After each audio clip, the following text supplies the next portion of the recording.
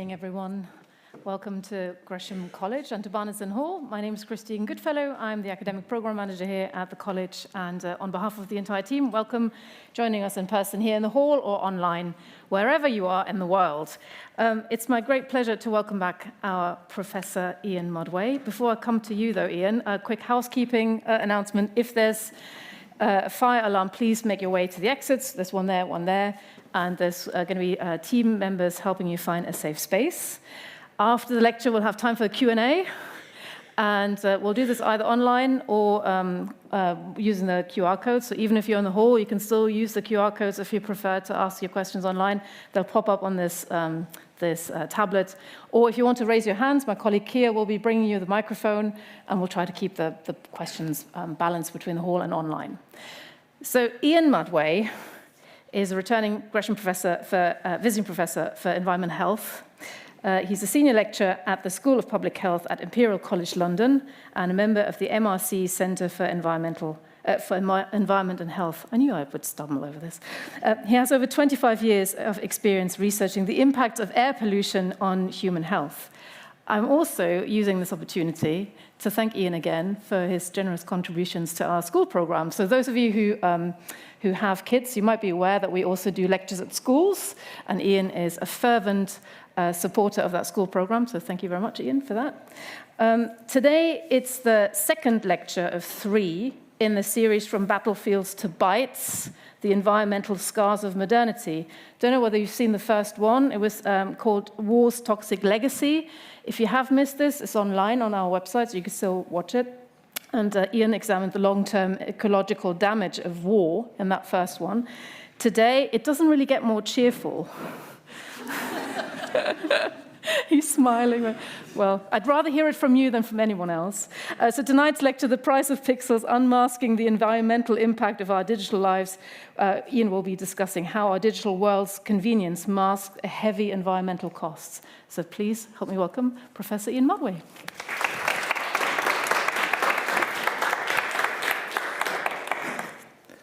Yeah, it's not going to be laughs. It's really interesting, isn't it? If we think about our current digital realm, we kind of use ethereal metaphors. We talk about the cloud. And that's an interesting metaphor, isn't it? Because it sounds weightless. It sounds as though there's no real friction in the system. There's no physical cost. But it's a semantic sleight of hand, which allows you, the consumer, to think that you're getting something which is an environmental free lunch. You're not really owning the cost of the digital life, which we are now so seamlessly plugged into that sometimes we don't even realize that we are digitally interacting at a given moment in time. Now, I think that it's a really important time to step back. We're just going into the second quarter of the 21st century. And I think it's a perfect time to reflect on the fact that our streaming services, the fact that we can fire off a ChatGPT or Google AI query at a moment's notice and get an answer back, comes at a cost. And that cost is a cost which is measured in minerals, in water, in energy, and in lives of some of the most deprived and poor people on the planet. As I said, it's not going to be massively cheerful. But I think it's really important that we understand that as we talk boldly about our transition to a green future, what we're actually talking about is more extraction, more ecological damage, not less economic damage, unless we begin to take steps now to change it. So that's what I'm going to do. I'm going to make you all feel massively uncomfortable. But before I make you all feel massively uncomfortable, and if there's any reassurance in putting this together, I felt massively uncomfortable, and it's one of those rare occasions I can sit here with a laptop and a phone and know that I actually have the perfect props for the presentation I'm about to give. So if I'm going to talk about the price of the pixels, I think it's kind of worthwhile to bear in mind that there was a time before pixels that we've got a range of ages in the group. What I'm going to show you now will immediately make some people smile and some people will just look blank. Enjoy looking around and observing this.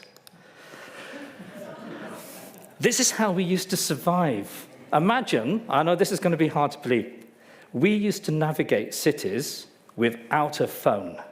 Yeah? We had this book, well, this was the London book, the London A to Z. In fact, you never had one London A to Z because you always forgot it when you went out. I, in preparation for this lecture, discovered I have 5, just sitting in a box in my house. This is how we navigated the city. This is how we found things. Ironically, the place you wanted to go was always in the crease between the 2 pages. But it kind of worked. What else do we have there? Look, this isn't, again, this is going to surprise you. This is a telephone, okay? It's a device for speaking to people, and it does nothing else. I suppose you could throw it at someone. It could be a weapon, but it's got one use. That's all. And this is interesting. If we wanted to communicate with people, we had to write them letters, and then we would post the letters, and then we would wait. And if we didn't get something back within 5 minutes or an hour or a day, that was quite normal, yes? I know right now that would cause massive degrees of anxiety. We actually had radios. We didn't get to choose our music. We would buy tapes and CDs, and we would play them on these devices from beginning all the way through in sequence to the end. Not a curated playlist. We were forced to listen to, imagine that, having to listen to all the tracks one after the other. It's awful. And if we wanted to find stuff out, we would have to go to a library and read books. And there would be no shortcut. We'd have to read the book from the beginning. Maybe there was a contents page, but that's how it worked. And, you know, if I was to sit there and go, well, I'm going to really throw it out here. This is kind of like the old world. Let's see, there's a typewriter. I was past that point. But literally, I did my PhD in the early 1990s, so I'm quite old. The people before me, I had a computer to write my PhD on. It looked, like a big, chunky, white monstrosity. The people immediately before me hand-wrote their PhD and handed it to the secretary who typed it out. It really wasn't that long ago. The only thing which hasn't changed here is coffee. That's the universal thing that the digital age has not changed. But now we have our laptops, we have our computer, our entire world is now completely obsessed by this and by this. Everything we need is there. It may surprise you to know that the world worked. It sounds odd, doesn't it? Companies were formed, governments governed, society functioned without any of the infrastructure which we now assume without we wouldn't be able to cope. I even remember memos. The head of my department used to come and put pieces of paper on my desk to tell me what I had to do that week. And that was it. Not an email every 15 minutes, just a set of instructions, and then you were left alone to get on with it. Just imagine that. So, I've made it sound like a panacea, yeah? Clearly, we've got so many other things we can do. But as I was thinking about this, it suddenly made me think, well, this has been an interesting transition we've been on. And then I began to ask myself this. I began to wonder about sin. And the reason I thought about this is I work in environmental health. And we always sit there going, who were the mad people who started burning coal? Who are the idiots who drove diesel vehicles? Who are the people who used industrial levels of pesticides and sprayed them all over the land? Who would build with asbestos? Who are these idiots? Why did they do these terrible, sinful things? And as I was thinking that, I was thinking to myself, I wonder what your sins are. When your grandchildren and your great-grandchildren look back on this age, you will have committed some absolute howlers that you're completely unaware of at this time, and you will be judged for them in much the same way that we judge the older generations now for the mistakes they made in good faith. So, already my mind was beginning to sort of move around this topic a little bit. And then I thought to myself, isn't it odd? We've become quite obsessed recently about food and where food comes from. This isn't a strange question at all, is it? We will now ask, where does my food come from, to make sure the food has been produced sustainably, using non-cruel practices. We care about that. We talk about it. It's in the media the whole time. Where does your tech come from? It's odd, is it not, that the thing which you spend literally every waking hour holding or interacting with, have you ever stopped to ask where it's from and what its costs are? Now, I don't think many people probably have, but it's something which has been increasingly playing on my mind. Now, let's begin by thinking about, well, let's think about this phone, and let's think about my laptop, and all your phones, and all your laptops, and all your tablets, and think about what's in them and where it comes from, and whether, our visit to the store is really masking the scar somewhere else that we don't observe. So, this is a mine in the Democratic Republic of Congo. I'm going to talk quite a lot about the Democratic Republic of Congo. And I'm going to talk about it because the idea for this lecture, and for the whole series, actually, where I'm trying to unpack how modern life imprints on our environment, came really from reading this book by Siddharth Kara, Cobalt Red. Now, if you haven't read it, I absolutely recommend that you get hold of the book. It will change, I think, your perception of certainly our supply chains and how they funnel into the technology we use. I'm also going to recommend it because it's beautifully written for a book, which is actually a piece of investigative journalism. But as I was reading this book, which is about cobalt mining in the DRC, and specifically about artisanal mining, which sounds great, sounds like it's sort of like crafty, but this is really sort of like unofficial mining of individuals outside the sort of mining companies. I began to think about the components we have in our modern gadgets. And so here I've just sort of like got a breakdown of your standard generic phone with its Gorilla Glass and its circuit boards and its plethora of esoteric rare metals. But the one which I think I really wanted to focus on was this battery. I think we've become slightly addicted to batteries, and I really want to focus on what that addiction to batteries is going to do to our planet if we are not cautious, careful, and mindful. And in fact, that book has begun to shift people's perspectives on this. I think you'll even find that in the next iPhone, which is coming out later this year, there is a desire to use recycled metals instead of natively mined metals. But in order to unpack this, I'm going to start with this. This is my laptop, and if I've got this right, that's as close to my laptop as I could achieve. It's 2 kilograms, it's very light, it sits on my desk, it does everything I need to do. But it carries an ecological cost. You can calculate how much raw material has gone in to the manufacturing of this computer. And this computer, because of my job, has quite a lot of processing power. But a general laptop is about 800 kilograms to 1,200 kilograms of raw materials that has to be extracted in order to get the raw materials which are necessary to actually construct this. So, roughly 1 metric ton to produce this. So what? About 1 to 400 ratio. Okay, well, that's not a surprise, is it? Because those rare earth metals, they're going to be difficult to get hold of. You're going to have to extract a lot of ore to get the minority composition you need to build the components within your laptop. The one beneath that, completely surprised me. The cost in water.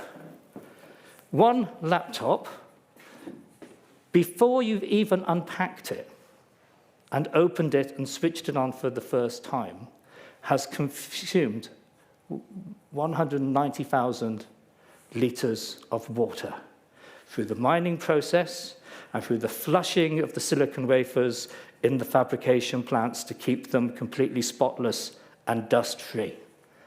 That's enough water to keep a human alive for 700 years. So we've got something which has consumed a huge envelope of raw materials and clearly a huge amount of water. You've got to begin to wonder what the carbon footprint of this incredibly useful thing is, yes? Again, we're very good at, putting a carbon footprint on a flight or in a car, but what about our tech? So let's have a look. So, about 331 kilograms of emitted carbon during production. That's about 80% to 90% by the time it's unpacked. This arrives with a huge carbon deficit. Even if you did not switch it on for 5 years, it would die with a huge carbon deficit. If you have to replace it every 2 years because the system doesn't operate because of a system update, then you are committing almost an ecological crime in terms of raw material waste. Why? Wow. Because of all these rare materials, gold, cobalt, lithium, the trace amounts within the material. Now, I picked on my computer. I could have taken my phone. Let's look at the actual figures there. So what that would be 12,000 to 13,000 litres of water. That would be about 75 to 80 kilograms of raw material to get the components to build this phone. It will always be in carbon deficit. It will never pay out. So, that's cheerful, isn't it? So we're all walking around being virtuous, carrying a kind of a sort of like a guilty sin in our bags, clutching it to our hands. And of course, that's only part of the question, because we then have to ask ourselves how we are using this material. And I suppose that then means we've got to ask something about our digital trajectory over the last, so we say, 50 years. And again, this might surprise some of the younger people in the audience. Now, I mean, I've started our digital trajectory in the early 90s when the World Wide Web begins, yes, and you've got Berners-Lee has formed it. But in 1990, you only have 2.5 million people in the world who are using this very sporadically, mostly academics, to do work. 2000s, we begin to see a shift. This is when the dial-up modems came in. Those horrible screechy things you used to have in your house when you connected to the internet. And by the 2000s, early 2000s, the average household was using the internet about 3 to 5 hours per week. Only for a week. This is the point at which we begin to see sort of like the major search engines begin to come along. We go to 2010. Look, we're going up to 20 to 25 hours per week. We're beginning to see mobile traffic, and that's contributing to this. But the real shift happens during the pandemic. During the pandemic, the usage of the internet and our devices connected to the internet went up to about 7 hours, and it's been pretty flat at that, slightly going down. Recently, it's at about 6.5 hours. The way in which people use it has changed. Clearly, streaming habits have changed, watching habits have changed, and I think it's fair to say that we now sort of like have more people using generative AI than we ever have before. Sometimes without even realizing they're using it because they haven't unselected it in Google or their search engine, and so it's simply operating in the background. Now, not everybody uses it the same amount.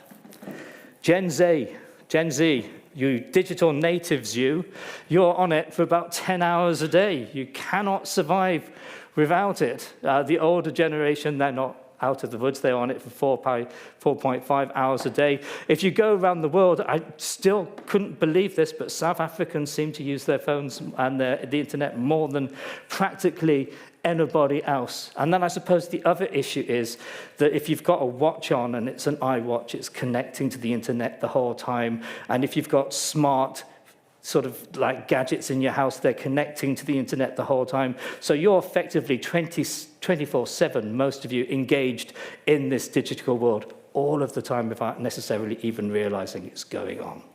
So that's our sort of like gadget landscape, but it's not just gadgets, is it? Because we are going electric. And we're going electric, aren't we, to save the planet because of all of these emissions which are going to rule the planet. But I've just told you all about batteries and the problems we have with batteries, so I think we probably do have to have a discussion about batteries and electric vehicles so we can understand where we are. And the first thing we can say is there are going to be many more electric vehicles on our road. This is the market share projected up to 2030 of electric vehicles in the EU area, China, and the US. Clearly, I suspect the US figure is a little bit optimistic in light of things which have happened relatively recently. But more new cars are going to be electric. And so we can do the same piece of maths. What is an electric vehicle's rucksack of raw materials to manufacture? Well, it's roughly, so it's ecological, about 50 tons of raw material is required. Most of that raw material actually is related to the batteries. If we go into it a bit more, we can see that it has a water footprint of around 200,000 litres. That's mostly from mining. I mean, you have to admit, the modern electric vehicle is also practically a digital device by the time you look at the internal electronics within the vehicle. So that's an issue as well. But there are some benefits here. So whilst when it's manufactured, an electric vehicle actually has a bigger carbon debt than a diesel or gasoline vehicle because of the battery. Within about a year, it pays that debt back. So unlike your laptop, your electric vehicle does pay its carbon debt by being a non-emitter as time goes on. Why is the rucksack so happy? Look, there you are. So I actually go to the next one. There we go. We can see, basically, it all boils down to that battery.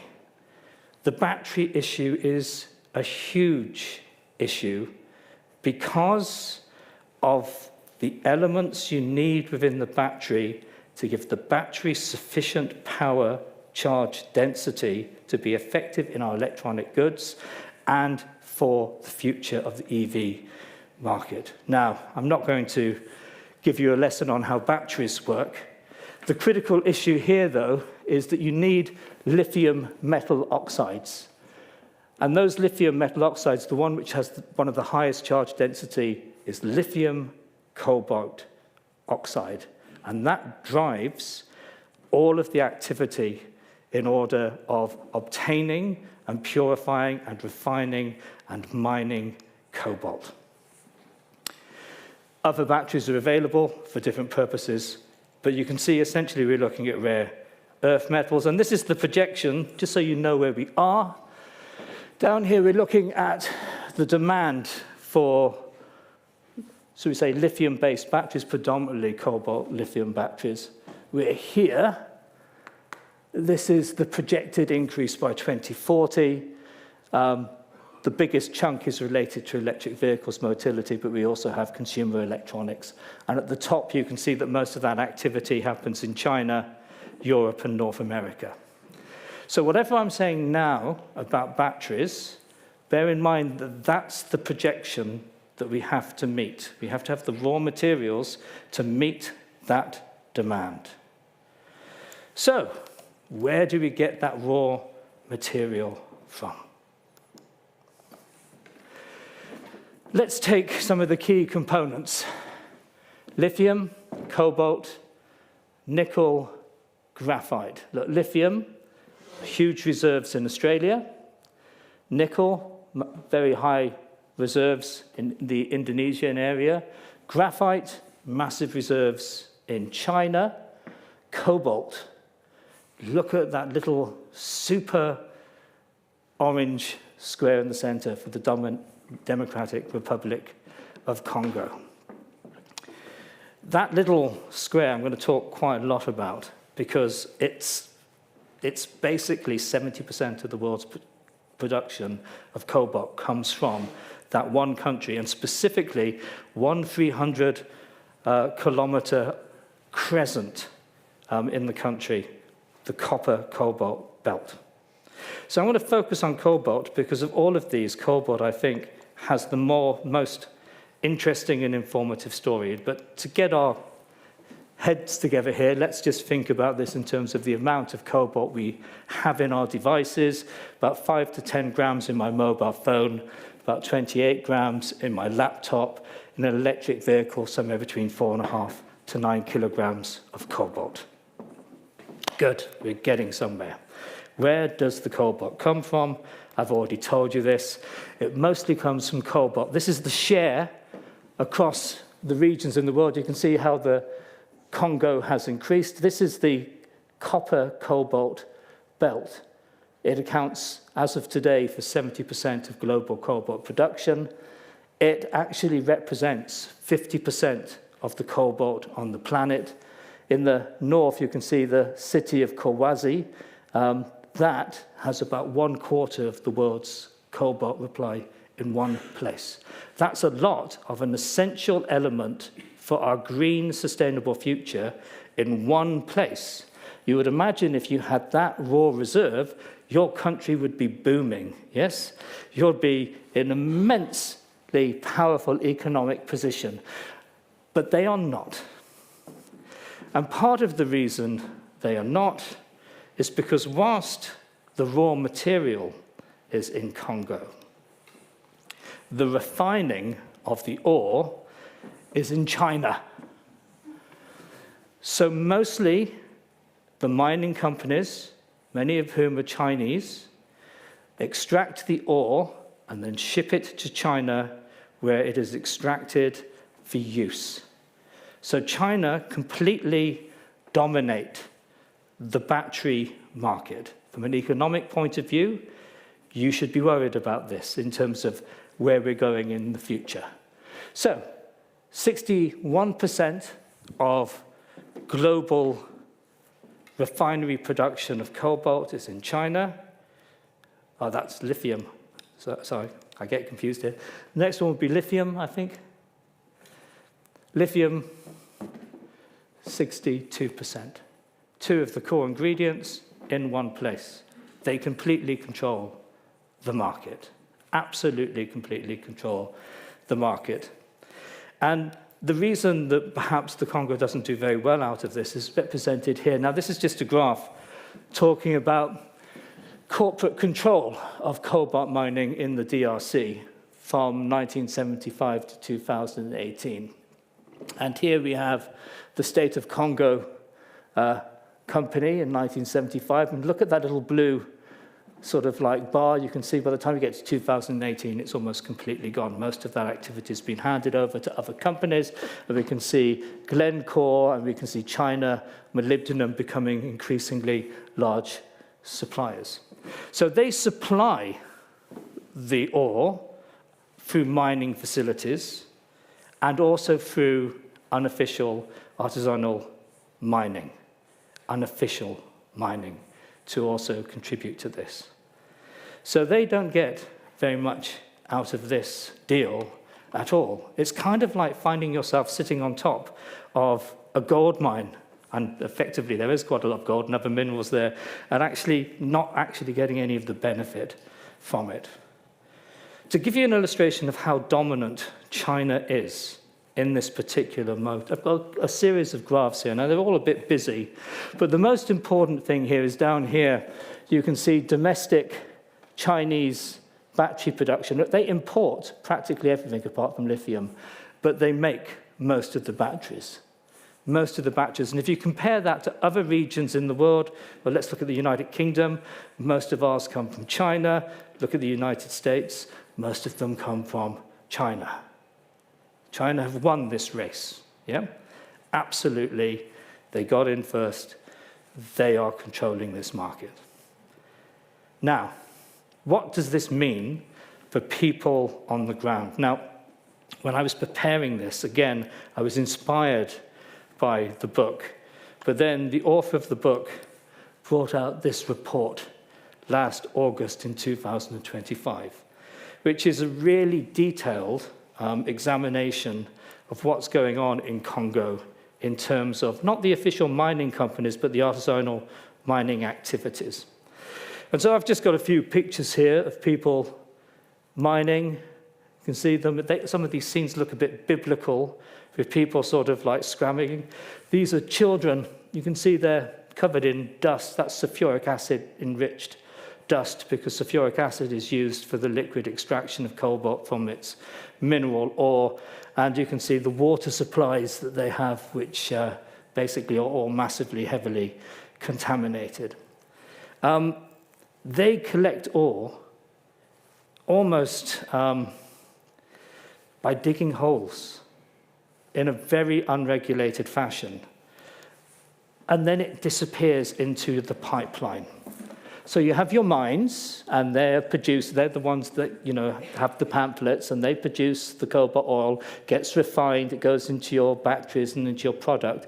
The artisanal miner sort of has an indirect route to the depot, which then gets fed into the supply chain. There is no doubt that every one of our devices that we have in this room will have cobalt, which has not come from the official mine, but has come from this artisanal mining activity in the Congo. But what does that really mean? Well, let's go through some of the things in this report. This is quite nice. So when he writes the book, he has real difficulty getting access to the mines and to the, if you like, unofficial mining areas. He's blocked. But he's now back, and he's using GIS, satellite data, so he can actually look at the Congo from space, so he can see what's going on. So here we have one of the big mines, and this is one of the big mines in Kwazi, and you can see it's very structured. This city, Kwazi, is now larger than Washington, D.C., based off just the sheer amount of cobalt mining which is going on. So that's an official mine, and this is an artisanal mine. And you can see these little pink areas, those are kind of like tarpaulins, and you can see these little sort of holes, and they represent tens to hundreds of little tunnel entrances that people have dug down into the soil to extract the ore without supports, completely unregulated, no occupational health, no sort of health and safety you can imagine. And here we have somebody doing that activity, and there are huge numbers of deaths which occur every year from the collapsing of these tunnels, and most of this work is done by children. Okay, so hang on, let's unpack that a bit. What I'm about to tell you is that every one of your devices will definitely have some cobalt which has been produced by children working under practically slave labor conditions. And there is no really good way of tracking it and to determining what's going on. They've gone on and they've used GIS to actually map across the region where all the artisanal mining activity is going on. You can see it's everywhere. Yeah? So these people are mining because it's the only job they can get, it's the only food they can put onto their table, and it also comes with an environmental consequence. This is a measure of forestation and land use, and you can see from 2009 and 2021, you see this increase in bare land from space, a reduction in green space. Agricultural land is being taken away because of the mining activity. But the mining activity is also poisoning the water within the area, and as a consequence, the crops and the population. So this is looking across one of those areas. They took water samples in all of the areas which are named here, and I just thought I'd put up some of the concentrations here. So look, this is the WHO recommended safe levels for this range of heavy and toxic metals. So let's start at the top, cobalt. Cobalt has a level which shouldn't really be much above 10 micrograms per meter cubed. It's 9,530. Go down the list. Yes? There's a huge enrichment of heavy metals because of the mining activity in this area, and that's the water supply of all the people who live here. So you have children working in mines in unsafe conditions, under practically slave conditions, living in an area which has been ecologically raped, effectively, where the resources to survive have been poisoned by the activity from which they don't really sort of benefit.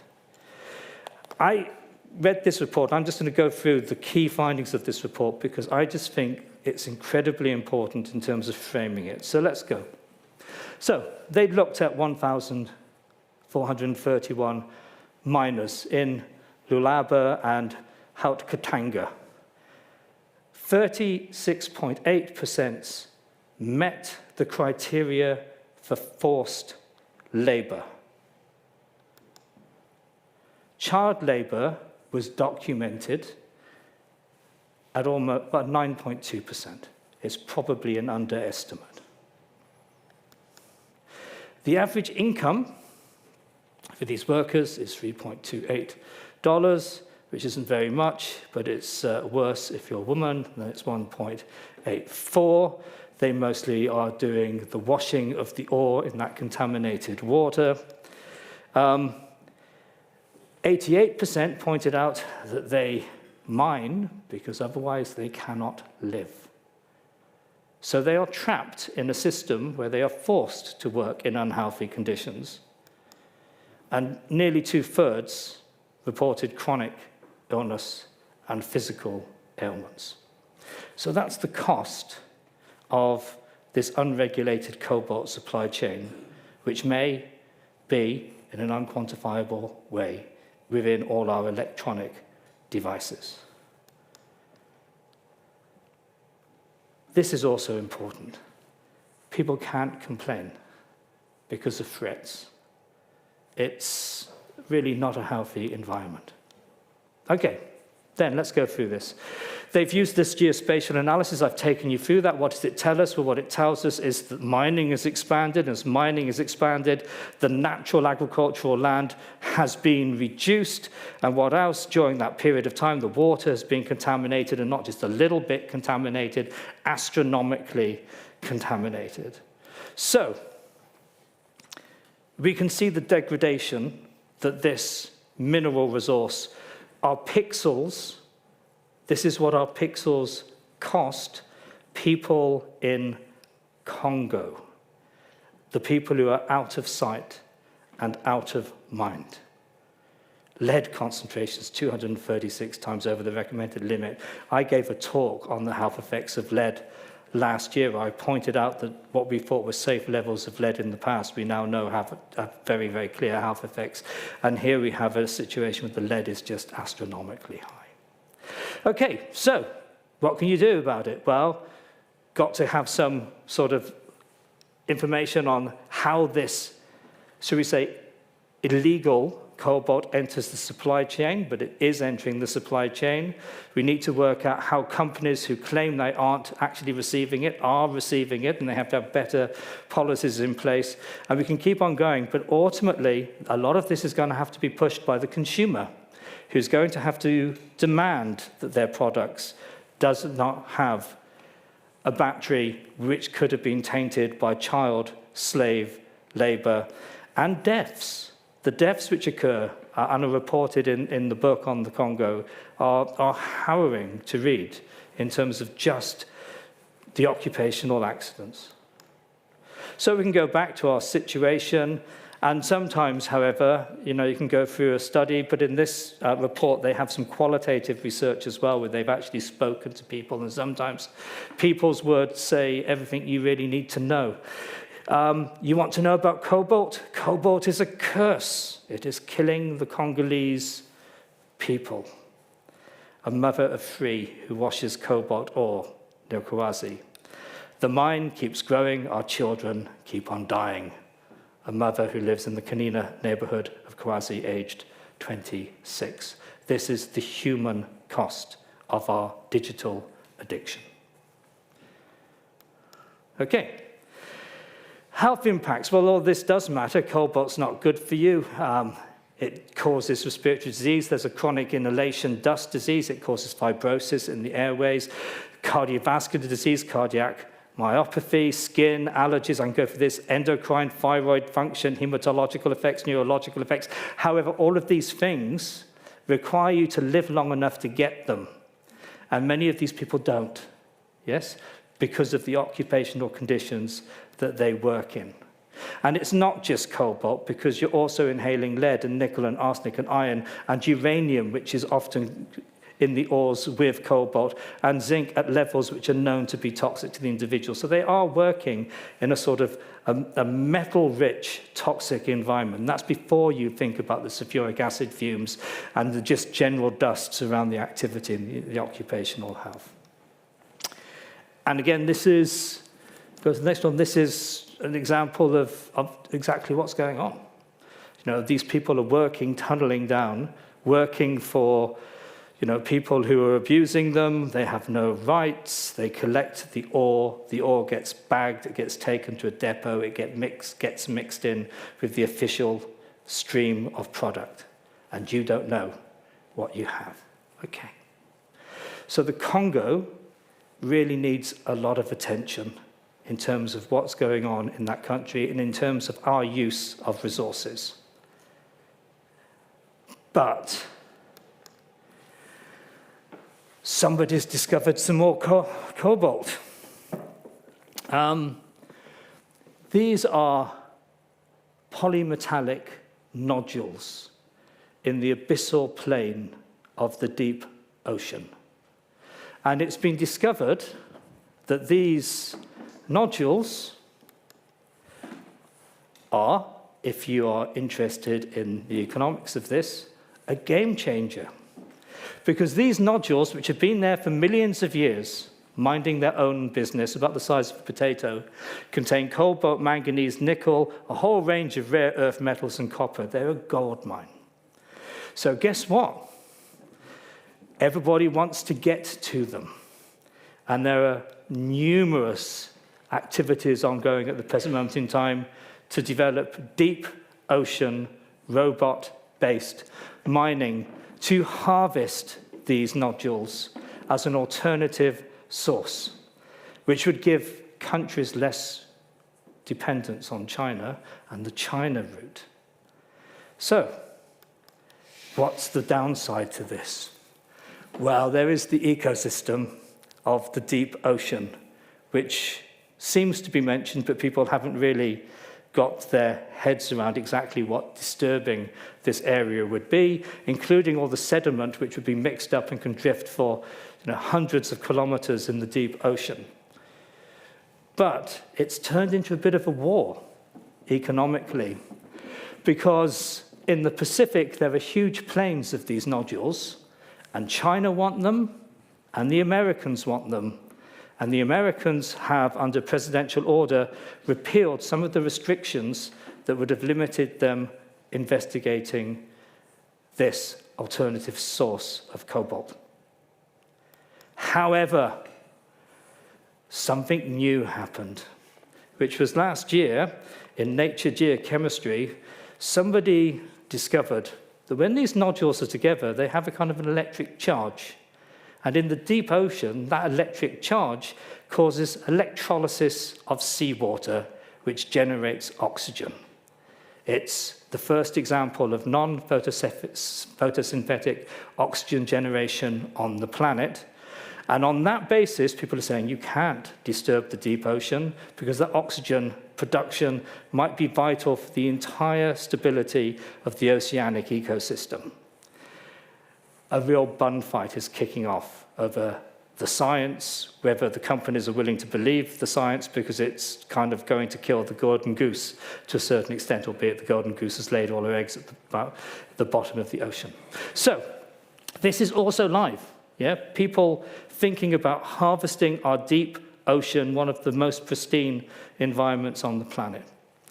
Now, the next slide I'm going to jump because I'm aware of the time and I want to leave time for talking, because I wanted to sort of jump this one and make this point because it's kind of important.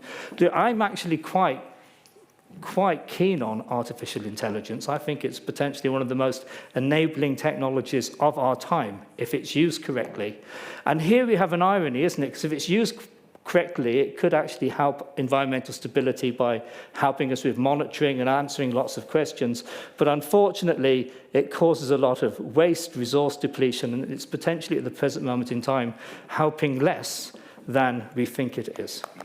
And that takes me to the other issue, which is what happens to these devices after you've had them for 3 or 4 years, or if you're an iPhone aficionado, the next new edition has come out and you're being told to upgrade. What happens to all your tech? It does seem to disappear, doesn't it? Well, it gets, should we say, taken out of mind, shipped to the global south. This is China. This is a city which specializes in e-waste. Here they're smashing up hard disks in order to extract the aluminium, the copper, the magnets. You can see it's a very hi-fi, very carefully constructed process. There's a hammer. Or maybe it just goes to, well, this is Ghana.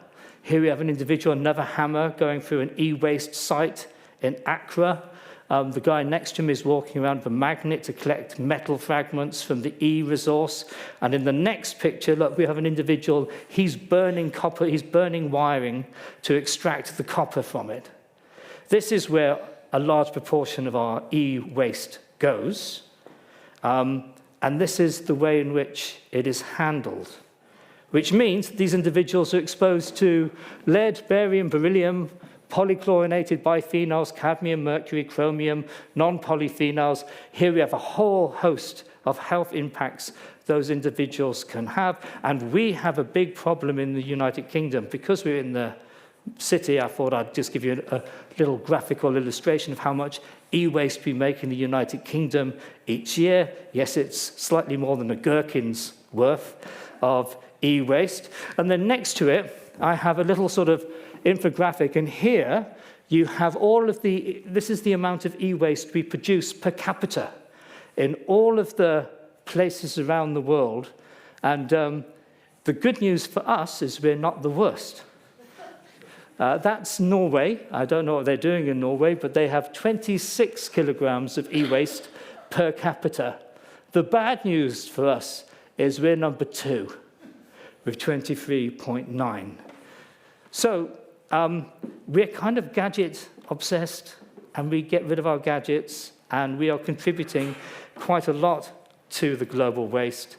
And just to illustrate that it's going up, e-waste 2019 to 21, about 54 million. 2024 to 25 is up to 62 million. The recycling rate of e-waste is woeful, absolutely, literally only a fifth to a quarter. And then this is the other thing I cannot wrap my head around. We go to all of this trouble of extracting these rare earth metals and rare resources, and then we basically bin it. A lot of it goes into landfill. If you calculate the lost economic value, it's around, by the next couple of years, it'd be up to about $62 billion. It's just astronomical waste. And again, I've pointed out the doorway do bad, because otherwise we'd have to take some more responsibility for our own sins. Again, this is just to illustrate how recycling differs between countries, but this is the most important one. The cerise line at the top, that's all of the new electronic gadgets we're making. So we're going 62 billion in 2010. By 2030, we're going to be roughly double that in terms of our electronic gadgets which are being produced. And then we have our e-waste generation in the middle, and at the bottom we have our appalling recycling. So we don't recycle particularly well, and if we take that 2022 figure and work out where our waste goes, well, the green bit goes for official recycling within our countries. The next 16 billion possibly gets recycled, but outside of official chains. The next one, the 18 billion, disappears to the global south, and we've seen how it's handled in the global south, and then 14 billion kilograms of it is just buried in landfill. So we've damaged the planet, and now we're going to put it back into the ground, where these toxic chemicals can gradually leach out and cause damage secondhand. Numerous countries are involved in regulations, but it's a bit of a mess at the present moment in time. Now, I'm going to do this last bit really quickly because it's just something I think is important. Data centers. I can't give a talk without talking about data centers and the sort of energy requirements. You've all heard of it. The biggest one in the world is in Mongolia. We have our own data center, mostly in Newport. That's huge. But most of the big data centers at the present moment in time, which are handling all of our traffic, are either in China or in the United States. If we work out how much energy they're going to be using, well, these are some curves. There's a green line, that's kind of like best case scenario. You can forget that one. The one in the middle, which is business as usual, and the red one at the top, which is it can't possibly be that worse, only I'm going to tell you it is, and they're probably underestimating it. So there has been a kick up in energy requirements at data centers from 2019 to now, and most of that is AI and generative AI. It's estimated that by 2030, look, there's an error here, if we look at global data center demand, it's going to be at about 1 to 4.5%. To put it another way, by 2030, our data centers will have the same electricity consumption as Japan. Okay? So it's going up. And then this is just something I just want to just make this point because people forget it. This is the energy expenditure of using AI as opposed to a generic search. So what this is a piece of work which is published in Nature, and it's estimating 1,000 tasks. So imagine you're doing a task 1,000 times. And what you can see is as soon as you start getting to image generation or captioning or asking a question, you can see how the energy which is required begins to increase dramatically. Now, having said that, that all sounds a bit frightening for people who live 24/7 on AI, asking it questions about their daily life. I'll give you this good news. That's currently where it is in terms of global energy. The issue for me isn't that it's smaller than the other ones. It's additive onto the ones we already had. And that's really the critical question. And we don't quite know what the trajectory of that's going to be as the technology improves.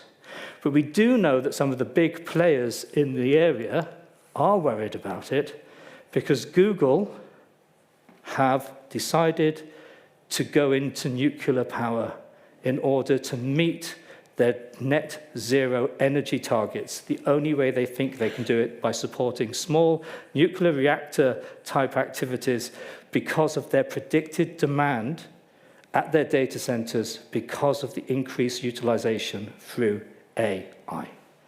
So, energy goes up.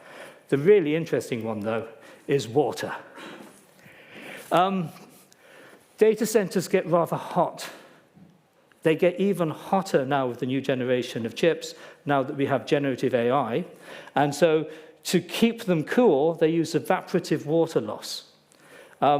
It's a huge amount of water at the data center, not including the water which is used in the actual power generation. Again, if you look at it, it's going all the way up, and everybody's a bit concerned about where the water is.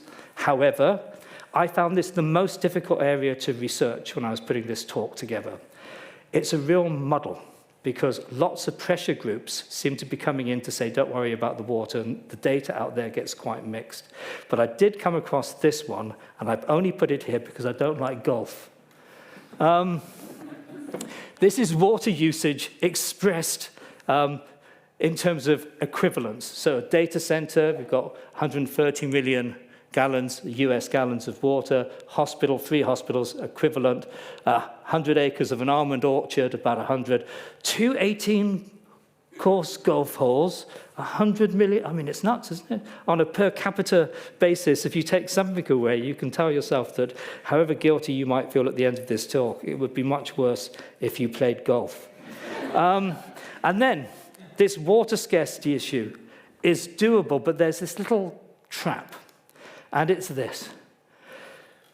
We have areas of water scarcity. We know areas where there is water problems. So you would imagine it would be a really foolish idea to build data centers in the area where you had water scarcity. And yet, if you look on the West Coast, down through Texas, you can see a huge amount of activity. And indeed, there's been lots of stories recently, even in Virginia, which is traditionally quite wet. Because of a dry period, they have 300 data centers. They're quite data center rich. They actually had water shortages because of the demands through the data centers. Okay. Some facts for you to take home and mill over. Standard Google search. In terms of direct water cooling costs at the data center, about 0.01 mils. If you include the energy generation and the water of the energy generator, it goes up to 0.5 mils. Okay. Using an optimized AI, Gemini or ChatGPT, goes up to about 0.26 mils, 3 to 10 mils with the energy intensives. Say you're one of those people who write 100-word prompts and puts it into AI. That's a bottle of Evian water. It increases again if you sort of include the energy. And if you go to DeepSeek or do something really intensive, you can get up to sort of like 1.5 liters of water per query. It's huge if you think about it. And that takes me on to my final slide, because I really am an advocate of the good AI can do. People who have been restricted because of neurodiversity or because of language problems or because of lack of opportunities now have something which will assist them to make their full potential. I think this is critically important. The problem I have is the way in which we are using it. A bit like when we had the internet back in the 90s, we thought it would be good for mankind, and none of us dreamt that it would end up showing cat videos. We're at that moment, yes, with AI. And I'm going to leave you with this, and it's from another book by Richard Powers called Overstory. And it's going to seem like it's a really strange quote, but he makes an observation about cutting a tree down in the book, and he says, what you make from a tree should be at least as miraculous as what you have cut down. If you use AI, I think this would be a really good thing to keep in mind. If you're going to use AI, make sure you're using the power of AI to do something worthwhile, not to imagine what you would look like as a Cindy doll, or to create a surrealist impression of what your teachers at tea break might look like. This is not the appropriate way to go. And that's what I'm going to leave you with. Just be aware that your technology has a cost, but used wisely, I think it could do remarkable things. But we need to own the mistakes of the past. Thank you.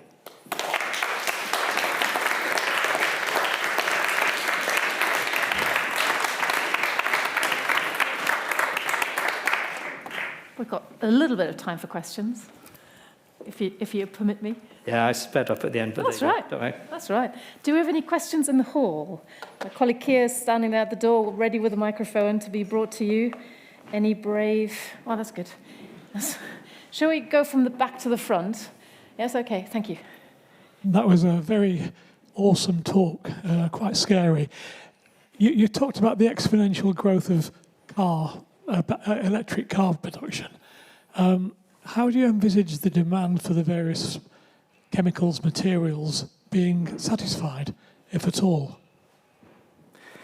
Well, I think there are certain manufacturers who are looking at those nuggets at the bottom of the Pacific Ocean hungrily. They're looking for market share. They're going around the planet looking for places where there are rare earth elements and elements which are necessary for EV manufacture. The problem is that it causes a huge amount of ecological damage, and there has to be a discussion about our EV transition, I think. Now, I completely believe that we need to do it, but there's always been this kind of idea that what we are doing is we are replacing all of the combustion engine vehicles with a new electric vehicle. I don't think that model is sustainable. I think what we have to do is reimagine how we deliver transportation. And I completely understand that how you deliver transportation in a city is different from how you deliver transportation outside of a city, and you have to have a discussion about that. But clearly, if everybody by 2040 is driving an electric vehicle, then there will have been a significant impact on our environment. Question from online, which is interesting because we kept having repeated questions in the same area, and it goes into the area of choice. So let's say if to neutralize this and summarize a couple of comments, if I didn't want to use AI for my work, should I be given the right to say, because of various reasons, such as environmental impact, I do not want to use AI because the costs of the data centers for the environment are too high for me and my moral compass, for example, my beliefs? Should we be given the right to refuse certain things, although it would make my life very difficult to do my work without a computer, for example? So I think the answer to your question is yes. In much the same way people would have that argument about food. They might say, I don't want to eat ultra-processed food, or I don't want to eat red meat because eating red meat comes with an environmental footprint. That would be a defendable position. I don't think anybody should be forced to use AI. In fact, I think there's a danger. I'll tell you personally, I think there's a danger. AI is great if you're an academic, yes? It means that now I get given pieces of work from students, and the AI has corrected all the grammar. They're much easier to mark, yeah? But what I do, that doesn't mean it's not the student's work. I know everybody thinks it's not the student's work, but it is the student's work, but without all of the mistakes they would have made historically within it. The danger of AI is that everybody says the same thing, because AI is set up to say the same thing. And so you end up narrowing. It sounds fantastic, it sounds as though you're doing great things, but AI will always bury down to the most common, most satisfactory answer. Where is the new idea coming from? AI is not going to generate that new idea unless you can do something with it which allows it to do something outside of the box. And I haven't seen that. What I see increasingly are lots of people submitting papers and grants which are all saying the same thing, beautifully eloquently. Yeah, we'll leave it there. There's a question here. If it's still there, just the microphone's coming. 1 second. I think the AI was just one of the examples, but it's the data center and the use of resources for those data centers, which I think they meant. Your question. Thank you for your lecture. It was really thought-provoking. Bear with me, as this is not a fully formed thought, but something you brought up was the statistics around the lack of technological recycling. And it reminded me of in a lecture I've been in previously where we talked about technology is never more valuable than when you first buy it and then when you try to throw it away. You kind of talked about this graveyard of technology that a lot of us have in a random drawer in our kitchen, and this kind of uncertainty of how to dispose of technology. I was curious if you've done any research into why those statistics on recycling are so low, and if there's any other factors at play of kind of preventing us from knowing how and wanting to recycle? I have not done any specific research, so I will just give you a completely biased opinion and my own view, which is people don't trust the recycling process. They imagine that all of their goods are going to be shipped in a container to the third world and end up being disposed of illegally. So I think there's a lack of faith in the process, and I think it's not particularly well directed, yes? So I could go to my local hardware, electronics store, and I could get a new computer, and I could take my old computer and hand it across to them. Do I really know what happens next? And I think people do need to know that. They do need to know which bits of their tech, when they get rid of it, are recyclable and which bits are not recyclable, and they need to know the fate of it. And actually, I think that's good. I think you will have a better society when people have an understanding and an ownership over the things they own and understand where it has come from, because then they can make informed decisions. I think, you might, decide that you want to pay more for a laptop because the company who supplies the laptop actually has a service which collects the laptop at the end, breaks it down and takes the raw resources. That would then become a sort of point of difference, which would be a market advantage for that company. You kind of need that to happen, because ultimately the companies really are responsible, not you. You bought it from them, but they extracted, or they should have a mechanism for dealing with it. Do we have maybe one last question in the hall? There's maybe one from this side.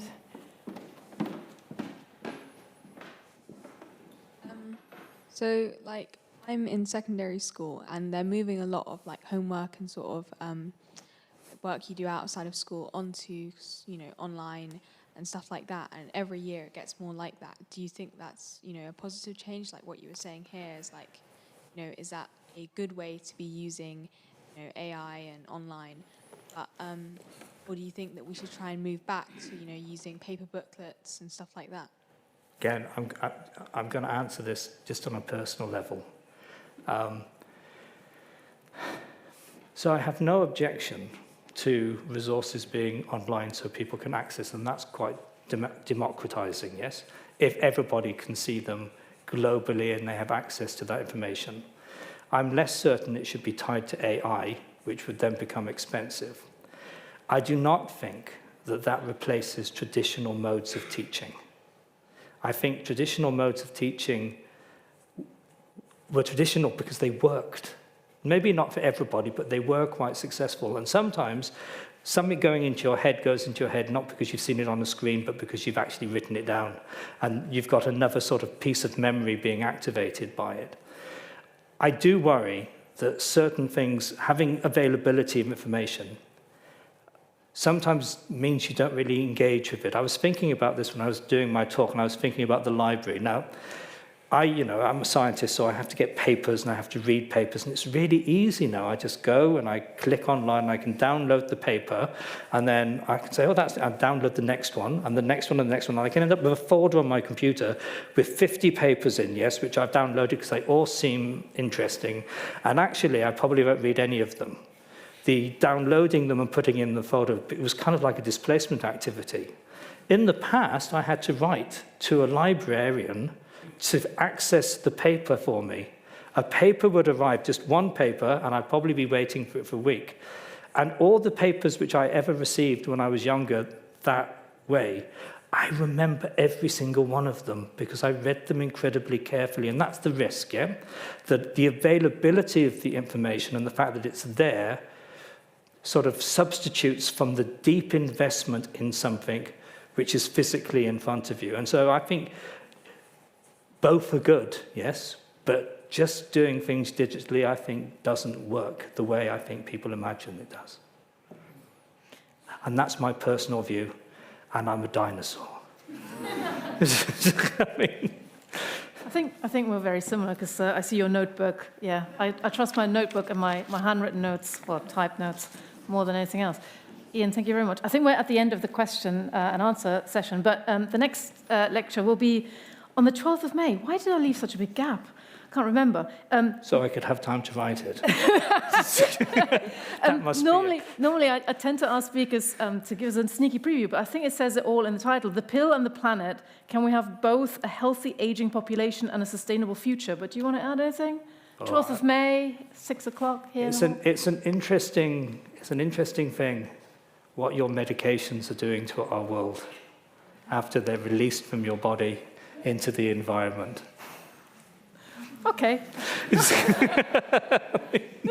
Hopefully a little bit more cheerful next week. But Was I meant to lift the room? Sorry, I'm sorry about that.